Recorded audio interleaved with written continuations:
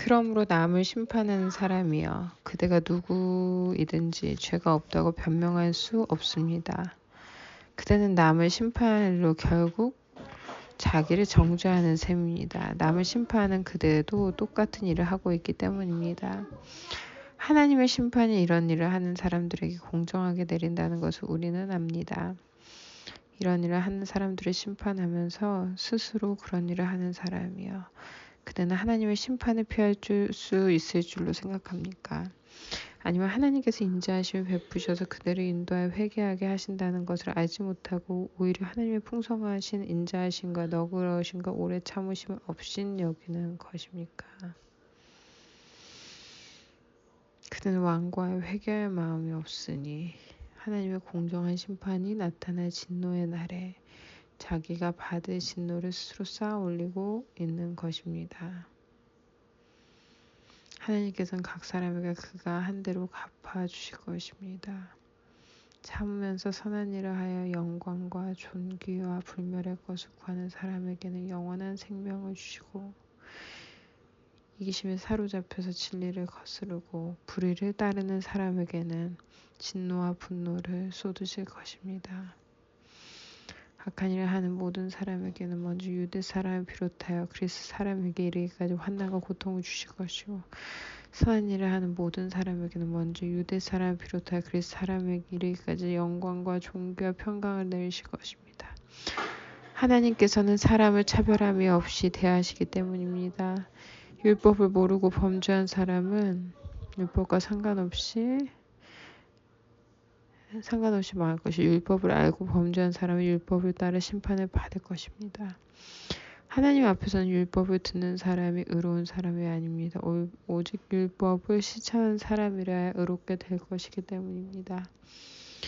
율법을 가지지 않은 이방 사람이 사람의 본성을 따라 율법이 명하는 바를 행하면 그들은 율법을 가지고 있지 않아도 자신이 자기에게 율법입니다.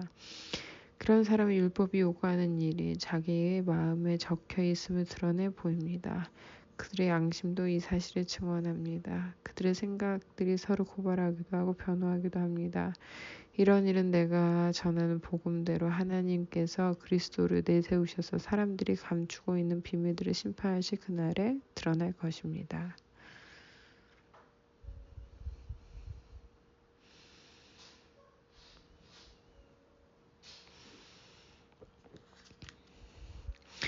그런데 그대가 유대 사람이라고 자처한다고 합시다. 그래서 그대는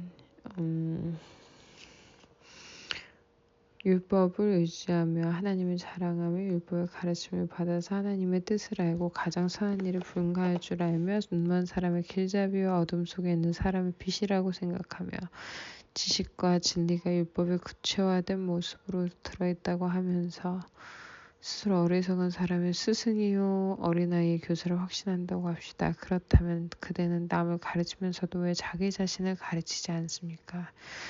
도둑질을 하지 말라고 설교하면서도 왜 도둑질을 합니까? 간음을 하지 말라 하면서도 왜 간음을 합니까? 우상을 미워하면서도 왜 신전의 물건을 훔칩니까? 율법을 자랑하면서도 왜 율법을 여겨서 하나님의 욕되게 합니까? 성경에 기록된 바 너희 때문에 하나님의 이름이 이방 사람들 가운데서 모독받는다 한 것과 같습니다. 율법을 지키며 할례를 받은 것이 유익하지만 율법을 어기면 그대가 받은 할례는 할례를 받지 않은 것으로 되어버립니다. 그러므로 할례를 받지 않은 사람이 율법의 규정을 지키면 그 사람은 할례를 받지 않았더라도 할례를 받은 것으로 여겨질 것이 아닙니까?